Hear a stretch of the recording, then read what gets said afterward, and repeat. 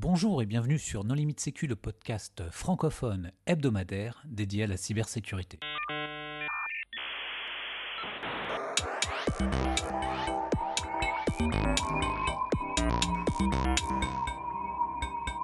Alors aujourd'hui, un épisode sur un livre qui s'appelle Les fondamentaux de la cybersécurité, avec son auteur, Giuliano Ippoliti. Bonjour Giuliano. Bonjour Nicolas, Hervé, Vladimir, bonjour à tous.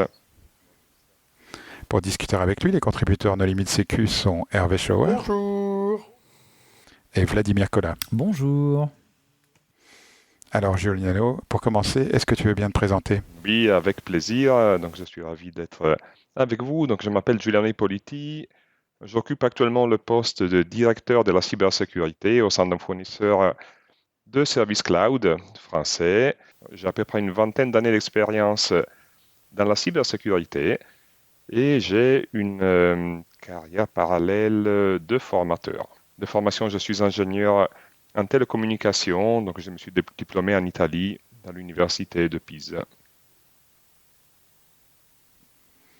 Alors écrire un livre en 2025, c'est quand même pas évident. Qu'est-ce qui t'a motivé à lancer ce projet ? Alors, j'ai toujours été m'animer par le goût de partager mes connaissances.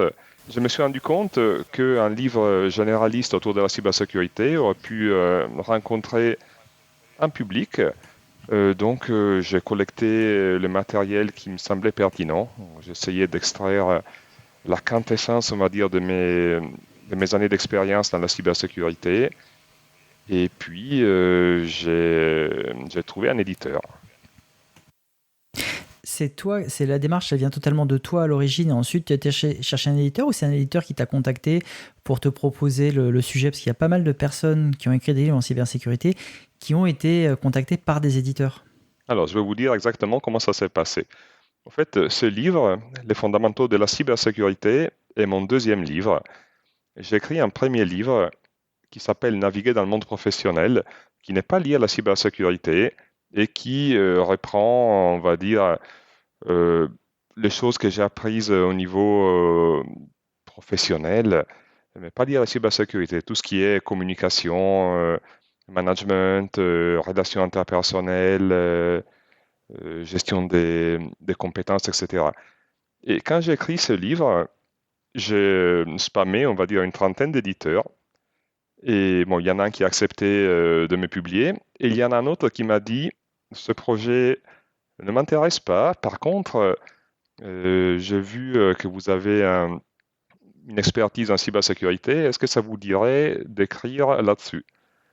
Et pour le coup, j'ai sauté sur l'occasion et j'ai répondu positivement. Oui, il faut dire que c'est un éditeur pas très connu et je vois que dans la même collection, il y a des ouvrages tels que L'efficacité viking ou Pensée marginale ou Fonder et gérer son cabinet d'avocat. Donc ça, un petit clin d'œil à un contributeur de la Limite Sécu qui se reconnaîtra. Eh bien, ce n'est pas évident de trouver un éditeur qui publie à compte d'éditeur. En fait, c'est relativement facile de faire de l'auto-édition ou d'éditer à compte d'auteur. Et donc, je dirais que quand on trouve un éditeur qui est disposé à publier un ouvrage, on a tendance à pas être trop regardant. C'est déjà une victoire en soi de trouver un éditeur qui est désireux de publier. Oui, puis si l'éditeur a investi pour publier l'ouvrage, il aura tout intérêt à investir pour le promouvoir, le distribuer correctement, enfin voilà. Absolument. Alors parlons un peu du contenu du livre. Tu as sélectionné 9 thèmes très différents les uns des autres. Bon, évidemment, il y a les concepts de base, mais par ailleurs, ça parle de cadre réglementaire, de gouvernance. Ensuite, tu vas parler de sécurité du cloud, de pentest, de social engineering que tu appelles le piratage psychologique.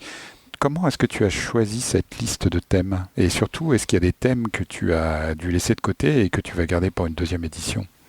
Donc, j'ai essayé de couvrir les domaines sur lesquels j'ai travaillé, donc les domaines qui m'ont été utiles dans mon parcours professionnel. Donc, ça englobe la sécurité organisationnelle et la sécurité technique. Et donc, à l'intérieur de chacune de ces deux familles de connaissances, j'ai identifié les sujets qui, voilà, sur lesquels j'ai travaillé le plus. Il y a un thème qui brille peut-être par son absence, et c'est tout ce qui est autour de l'intelligence artificielle. Donc, au moment de l'écriture, ce domaine n'était pas encore suffisamment mûr, probablement, pour y consacrer un chapitre entier. Mais si je devais écrire une suite du livre, c'est sûr que l'intelligence artificielle aura une place importante. Bon, après, sur l'IA, il y a quand même des attaques entre guillemets qui sont classiques, c'est fuite de données, injection, etc. Et par contre, est-ce que dans les différents chapitres, j'ai l'impression que tu n'évoques pas la partie sécurité matérielle? Oui, effectivement. C'est un domaine dans lequel j'ai moins d'expérience, en toute humilité, dans lequel j'ai pas eu l'occasion de travailler. Sécurité physique un petit peu, mais sécurité matérielle, moins, effectivement. Dans une deuxième édition d'IA Ça, c'est un grand plaisir. dans le matériel. Il faut que je me forme là-dessus chez Hervé, préalablement, et puis que je pratique un peu. IA et quantique, puisque c'est quand même les deux sujets Ah de oui. 2025. Et blockchain. Non, c'est fini. Oui, effectivement. Oui, quantique, c'est sûr que. Alors, ça me passionne tout ce qui est lié à la cryptographie. Quand j'étais étudiant, j'étais vraiment passionné par les mathématiques. J'avais participé avec succès aux compétitions. Je ne suis pas parvenu à arriver aux Olympiades internationales de mathématiques et de physique, mais je m'étais quand même relativement bien classé à la finale nationale. Il faut dire que ce ne sont pas des notions que j'ai pratiquées plus que ça autour de mon parcours professionnel, mais ça sera avec grand plaisir de me repencher là-dessus, notamment autour des algorithmes de cryptographie post-quantique. J'avoue que j'ai lu ton livre avec plaisir, parce que c'est un de ces livres qui parle d'informatique, mais qui ne fait pas en permanence des références à des sites externes ou qui ne parle pas d'outils ou de choses comme ça, et donc qui se lit dans le train sans connexion Internet, et tout est contenu dans le livre. Bizarrement, il n'y a que 2 ou 3 outils que tu cites, donc Kali Linux, mais aussi Cryptomator, dont je n'avais jamais entendu parler avant. Quel a été le parti pris éditorial que tu as eu là-dessus? Est-ce que c'est un choix de ne pas citer d'outils, ou est-ce que c'est pour essayer de ne pas en favoriser un plutôt qu'un autre? Sur l'outil en question, il s'agit d'un outil open source, donc quitte à citer des outils, je préfère citer des outils open source. Et ensuite, bon, c'est un outil qui n'est pas très connu, mais c'est un outil qui m'a bien rendu service au fil des années. Donc, ça m'a fait plaisir de lui accorder une mention dans le livre. Je vois aussi que tu as abondamment cité les travaux de l'ANSSI dans plein de domaines, y compris dans tout ce qui est gestion des risques et autres. Par contre, tu ne donnes pas de grande part. Enfin, la méthode de gestion des risques que tu préconises, c'est quand même l'ISO 27005. Oui, c'est une bonne remarque, effectivement. Alors, j'ai été formé à l'ISO 27005, historiquement, donc c'est la méthode que j'ai pratiquée le plus dans mon métier. Et ensuite, dès qu'on s'est lancé avec mon entreprise dans la qualification Secnum Cloud, un petit peu pour faire plaisir à l'ANSSI, effectivement, on a adopté la méthode EBIOS-CRM, que je connais, que je pratique. Et le fait de citer le guide de l'ANSSI est probablement lié aussi au fait que j'ai été très exposé, on va dire, au contenu préparé par l'ANSSI dans le cadre de la qualification Secnum Cloud. Donc, je suis bien imprégné de tout ça. Oui, ça, parce que professionnellement, tu travailles beaucoup aussi sur Secnum Cloud pour d'autres raisons. Oui, absolument. Donc, c'est un projet. Donc, je travaille pour le fournisseur Cloud Temple, qui est qualifié Secnum Cloud sur son offre IaaS depuis 2022. On a été les premiers à obtenir une qualification PASS. Et notre challenge en ce moment est de développer notre offre de IaaS basée sur des outils open source. Oui, mais si tu n'avais pas cette expérience, est-ce que tu aurais autant citer les référentiels de la NSSI. Il n'y a pas des référentiels de l'équivalent italien de la NSSI? Alors, il existait bien une agence en Italie autour de la cybersécurité. Elle est beaucoup plus jeune que l'ANSSI, sûrement beaucoup moins influente. Mais paradoxalement, je dois vous dire que je n'ai jamais travaillé en Italie, en fait. Je me suis installé en France dès que j'ai eu mon diplôme d'ingénieur. Et donc, Donc voilà, je, tu es lobotomisé au référentiel ANSI, et donc ils sont dans ton livre. je suis Mais c'est bon très élève. bien. Je suis bon élève. Bon, enfin, après, tu cites le guide d'hygiène de l'ANSSI, par exemple, mais franchement, Hervé, tu connais d'autres documents de ce type-là qui sont au même niveau à la fois d'abstraction, qui sont pas trop pas trop bas, et qui sont aussi clairs. Que soit tu as des docs de durcissement hyper techniques, hyper complexes, soit des trucs très très haut niveau, alors que ceux typiquement de l'ANSSI comme ça sont au bon niveau pour être compréhensibles par tout le monde. Soyons fiers aussi de ce que notre agence fait. Moi, je suis d'autant plus d'accord que je ne parle pas les langues étrangères. Donc, je peux te garantir que je n'ai pas lu les documents en italien, en espagnol, en japonais, en allemand ou en toute autre langue. Alors, je ne sais pas ce que fait le BSI, mais en Angleterre, ils ont le Cyber Security Essentials et en Australie aussi l'Australian Directorate, je ne sais plus comment il s'appelle exactement, fait aussi un document Oui, qui il a est été cité par impossible. quelqu'un qu'on avait interviewé. Pour la petite histoire, on vient d'obtenir la conformité au référentiel C5 du BSI et ça peut intéresser les auditeurs de savoir que le processus est complètement différent de celui qui existe en France pour Secnum Cloud. Donc, en Secnum Cloud, l'ANSSI est derrière, elle suit complètement le processus de qualification et c'est elle qui prononce la qualification à la fin. Alors qu'en Allemagne, le BSI, il s'en lave les mains, je dirais.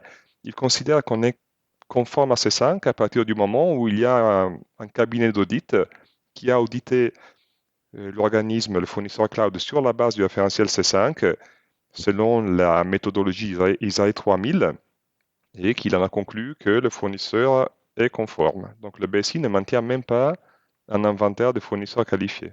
Il n'a pas un inventaire officiel. Et alors, pour en revenir au livre, et en particulier les thématiques que tu abordes, les thématiques qu'a cité Nico, à qui s'adresse le livre, selon toi? Parce qu'en fait, il est assez complet. C'est-à-dire que j'ai l'impression que quelqu'un qui n'y connaît pas grand-chose en cybersécurité le trouvera intéressant, et quelqu'un qui s'y connaît en cybersécurité le trouvera également intéressant, parce que c'est vrai que tu as les premiers chapitres avec les critères DICP, enfin la base, et tu arrives après sur des guides de durcissement, sur les vulnérabilités à la sécurité offensive. Donc à la base, tu voulais l'adresser à qui? Alors déjà, ce que tu remarques, Vladimir, ça me fait très plaisir parce que mon objectif était de toucher un public très large, au fait. Ça part des étudiants qui souhaitent se perfectionner en cybersécurité, aux personnes, aux professionnels en reconversion qui sont intéressés par le démarrage d'une carrière dans la cybersécurité. Ça demande de la formation, bien sûr, mais un livre peut aider à mettre des pieds à l'étrier. Pourquoi pas des professionnels aussi qui souhaitent revoir leur base et s'assurer qu'ils n'ont pas de lacunes criantes, on va dire. J'ai eu des RSSI dans mon réseau qui l'ont lu et qui m'ont dit tiens, j'ai appris quand même quelque chose, même si je suis un professionnel expérimenté. Donc, à la base, oui, il faut quand même avoir des notions en IT.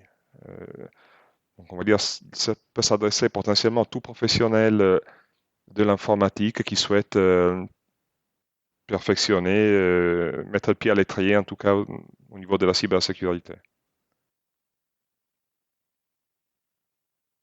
Est-ce que tu as eu des retours sur certaines recommandations ou est-ce que les gens ont discuté? Et bon, passons dans le vif du sujet, surtout les recommandations sur les mots de passe. Par exemple, tu recommandes de changer les mots de passe, de les faire expirer au moins une fois par an, ce genre de choses. Est-ce qu'il y a eu des débats là-dessus? Est-ce que tu as eu des gens dans ton entourage proche ou des lecteurs qui t'ont contacté? Alors, déjà, je dois avouer que je guette très régulièrement les commentaires qui sont laissés sur Amazon. Hein, je regarde ça très régulièrement. Pour l'instant, je n'ai pas eu de lecteurs qui m'ont challengé c'est un mot français, c'est un mot franglais qui va déplaire à Hervé peut-être, mais qui m'ont titillé sur certains concepts. Donc pour l'instant, les seuls retours que j'ai eus sont des retours de lecteurs contents de l'ouvrage. Je n'ai que des revues à 5 étoiles pour l'instant, donc, mais je sais que certainement il y a des choses à redire. Et toi, Nicolas, tu mettais le doigt sur la recommandation de changer le mot de passe tous les ans, c'est ça? Oui, et puis aussi sur la sélection d'un bon mot de passe. Tu parles d'installer Cracklib, par exemple, pour éviter que les utilisateurs choisissent des mots de passe trop triviaux. Mais aujourd'hui, je ne sais pas ce qu'il faut recommander. Je pense qu'il faut mieux recommander des passphrases ou ce genre de choses plutôt qu'une complexité. En fait, il vaut mieux utiliser 4 mots du dictionnaire séparés par des espaces comme le recommande XKCD que de prendre un mot bidon et de rajouter un point d'exclamation à la fin ou un chiffre ou l'année en cours pour le rendre plus complexe et passer les règles. On pourrait s'amuser à calculer l'entropie de mots de passe on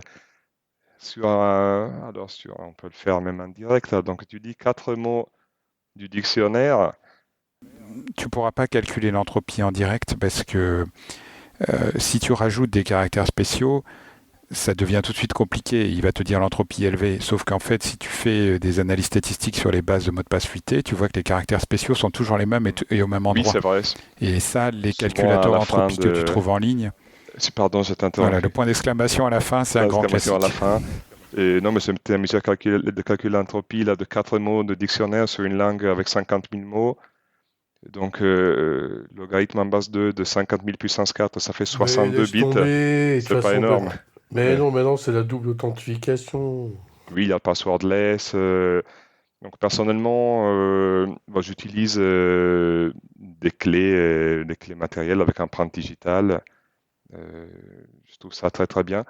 On n'a pas encore sauté le pas en entreprise, sauf dans des périmètres très sensibles, parce qu'il y a quand même une complexité de gestion. Il faut remplacer les clés perdues, etc.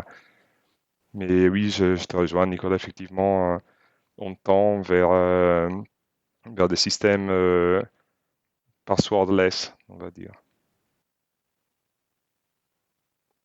Enfin, tu auras toujours besoin d'un mot de passe. Hein. C'est-à-dire que tu as toujours quand même un début, un moment, tu dois quand même saisir un mot de passe.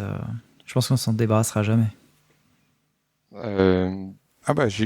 Je connais des systèmes où aujourd'hui, il n'y a pas de mot de passe et tu t'authentifies. À chaque fois que tu essaies de te loguer, en fait, tu reçois un code à usage unique par mail. Alors, ça vaut ce que ça vaut en termes de sécurité. C'est-à-dire que tu accèdes à ton mail. Ah bah oui, mais une fois que le mail... mon mail, mais j'ai un OTP que j'en sais sur mon téléphone. Ah oui, mais c'est-à-dire que tu as un téléphone. Donc, comment tu t'es authentifié sur ton téléphone? À un moment, il y a quand même un secret. C'est ton numéro de téléphone. Aujourd'hui, tu peux créer une adresse Gmail juste avec un 06. Oui, mais c'est-à-dire que tu as un téléphone. C'est-à-dire que tu as quand même quelque chose qui va déverrouiller ton téléphone quand tu l'allumes, puisqu'aujourd'hui, ils sont tous chiffrés. Donc, tu as quand même à l'origine toujours un espèce de secret que tu as dans ta tête et que tu es obligé de saisir. Oui, tu diras, parce que même avec la YubiKey, pour ne pas les citer, à un moment, oui, tu as le PIN de la YubiKey, au moins quand tu l'initialises.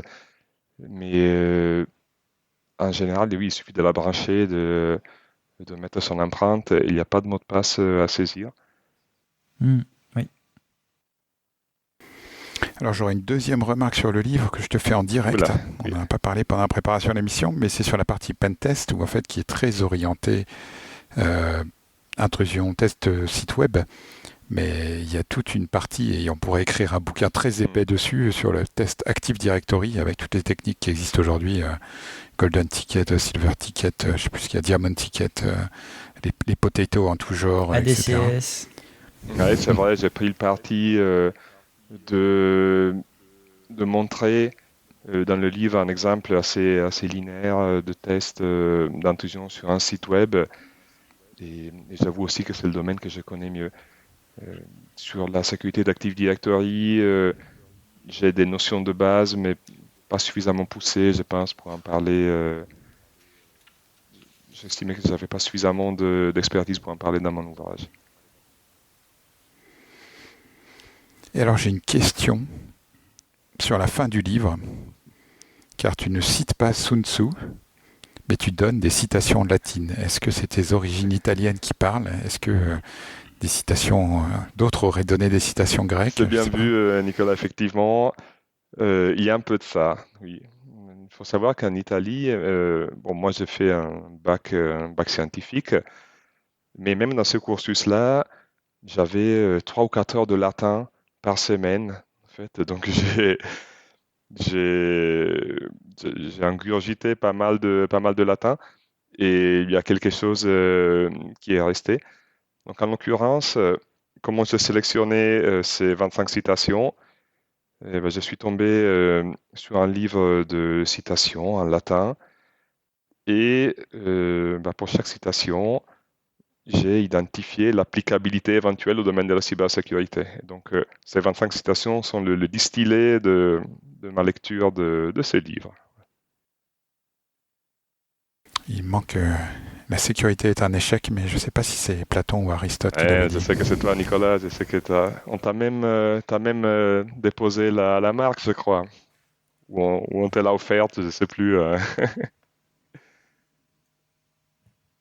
Alors, quels sont tes projets pour le futur? Est-ce que ce plan d'écrire un livre sur la cybersécurité, ça t'a donné des envies? Est-ce que tu veux, par exemple, je sais pas, collaborer avec des gens qui pourraient rajouter une partie sur Active Directory ou sur la cryptographie, même si apparemment tu as l'air d'être un expert dans le domaine? Je ne dirais pas que c'est... Est-ce qu'il va y avoir une deuxième édition? Alors, je pense que vous m'entendrez jamais dire que je suis un expert dans un domaine. En fait, c'est tellement vaste que je pense que c'est important de rester humble et ouvert à l'apprentissage. Alors, cet ouvrage marche plutôt bien pour l'instant. Donc, l'éditeur me dit qu'il est en train de faire son petit chemin. Mais je dois avouer qu'en ce moment, je suis très focalisé sur mon métier principal, parce qu'on essaye, voilà, au sein de mon entreprise, de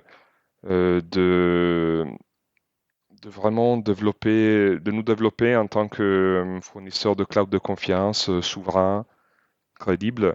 Et c'est vraiment pas évident de rivaliser avec les géants que tout le monde connaît. Donc ça demande de l'énergie, beaucoup de focus. Donc la suite du livre n'est pas pour tout de suite, je dirais, mais pourquoi pas dans quelques années. Est-ce que les contributeurs No Limit Sécu peuvent t'aider d'une manière ou d'une autre, autrement qu'en achetant ton livre? Bah déjà, en invitant les auditeurs à l'acheter. Ça fait plaisir. Ah oui, merci Hervé. Je suis preneur de tout feedback de vos auditeurs. Toute critique est bonne à prendre, tant que ça reste dans le respect. Mais plus sérieusement, est-ce qu'il ne faut pas recommander aux profs, dans toutes les écoles, etc., de recommander à leurs étudiants?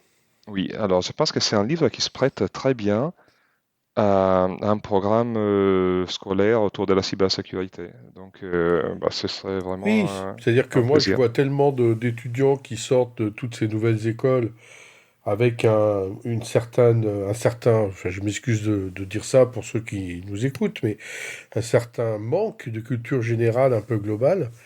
Et donc, je pense que voilà, les profs qui nous écoutent devraient recommander le livre de Giuliano à leurs étudiants. Et puis un livre, c'est vraiment pas cher. Alors, la loi française m'oblige à dire que j'ai eu le livre gratuitement par l'auteur. Néanmoins, si nous avons sélectionné ce livre pour un épisode de podcast, c'est que je l'ai trouvé intéressant. Il fait 230 pages et il peut se lire en plusieurs fois. Chaque chapitre est indépendant et il couvre beaucoup de sujets de la cybersécurité. Alors moi aussi, je dois avouer que l'auteur me l'a offert. Ben oui. Mais tu sais, maintenant, avec toutes les influenceuses qui font n'importe quoi sur la blockchain, on est obligé. La loi a changé. Hervé m'a tellement donné, c'était normal de lui envoyer ça en retour. C'est trop, c'est trop. Il faut dire que j'ai ma première formation en cybersécurité, la date il y a plus d'une quinzaine d'années, c'était chez Hervé. Donc maintenant, je suis ravi d'être formateur pour Oui, lui. comme vous voyez, ça l'a traumatisé, hein. Bon, en tout cas, je me suis efforcé de rendre le livre accessible. Donc, j'espère qu'il se lit plutôt bien. J'ai essayé d'éviter du jargon. Mais ça t'a pris combien de temps, combien d'heures par semaine, pendant combien de temps pour y arriver? Parce que moi, je trouve ça toujours impressionnant, les gens qui arrivent à écrire un livre. Alors, on va dire que donc ça m'a pris à peu près un an, avec un tout petit peu d'écriture tous les jours. Donc, on va dire que je compensais le manque de plages temporelles très longues pour écrire avec de la régularité. Donc, au petit déjeuner, au fait, pendant un an, je me suis efforcé d'écrire pendant 20 ou 30 minutes. Ah oui, c'est impressionnant. Moi, j'en connais, en fait, ils ont dû mettre un coup de collier, partir en vacances pendant 3 semaines et faire que ça pendant 3 semaines. Non, Là, c'était t'as là. réussi une demi-heure tous les jours. Putain, félicitations, hein. Merci Hervé. Bah oui, c'est la clé, on va dire. Ce qui m'a permis d'y arriver, c'est la régularité. Ça me semble être une excellente conclusion, mais est-ce que tu voudrais apporter le mot de la fin? Donc j'ai été ravi de discuter avec vous, Nicolas, Hervé, Vladimir. Et le mot de la fin pourrait être que la cybersécurité est un domaine magnifique parce qu'il impose d'être sans cesse dans l'apprentissage, de se cultiver sans arrêt. Et donc, quel qu'il soit le moyen d'apprentissage, que ce soit un livre, des vidéos, de formation, je vous invite à ne jamais arrêter de cultiver vos compétences, vos connaissances et d'y prendre du plaisir. Eh ben, c'était un excellent mot de la fin. Merci beaucoup. Merci à vous. Merci à tous. Chers auditeurs, nous espérons que cet épisode vous aura intéressé et nous vous donnons rendez-vous la semaine prochaine pour un nouvel épisode. Au revoir. Au revoir. Au revoir. Au revoir.